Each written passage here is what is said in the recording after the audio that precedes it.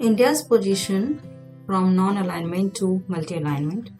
During the Cold War between the world's two largest powers, the United States and the Soviet Union, India chose not to align with either side.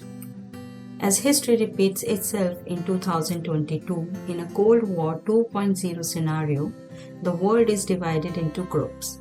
But this time, India chose a path that is in its own best interest for its citizens. Yes, India chose multi-alignment based on its own interest this time.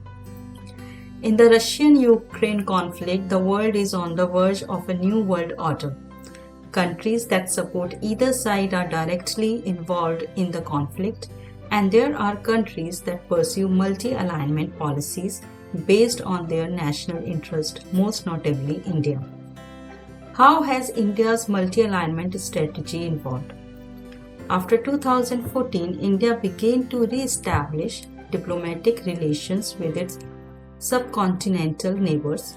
Pakistan, China, Nepal, Bangladesh, Bhutan, Sri Lanka, and Myanmar are the few examples.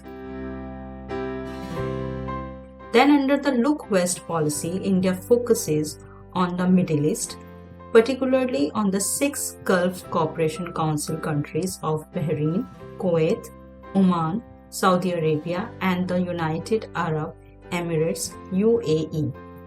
Under the West Asia policy, India also normalized its relationship with Israel, focusing on defense, science and technology, agriculture, economic and commercial relations.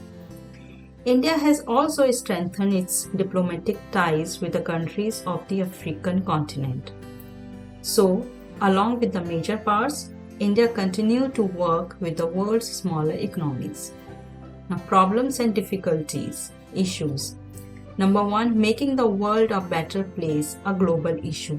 Second, creating an operational strategy to address that global issue. Third, creating the capabilities and narratives needed to deal with it. Steps taken in this direction include initiatives such as Atmanirbhar Bharat that promote a self-sufficient mindset. Self-reliant India in terms of shouldering greater responsibilities and establishing the narrative to go with it. As a result, initiatives such as New India, Make in India, and the Digital India concept were launched, and India is now one of the major markets in digitization. In his speech on the 75th anniversary of India's independence, Prime Minister Narendra Modi announced his Panch Pran vision to make India a developed or Vishwa nation by 2047. The Panch Prans are the first, move forward with bigger resolves and resolve of a developed India. Second, erase all traces of servitude. Third, be proud of our legacy.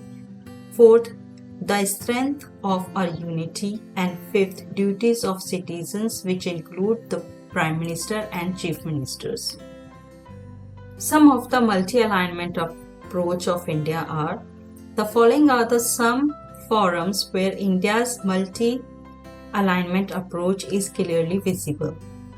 The International North-South Transport Corridor is a 7,200 km multi-modal transportation corridor that connects St. Petersburg, Russia to Bombay via road, rail, maritime routes.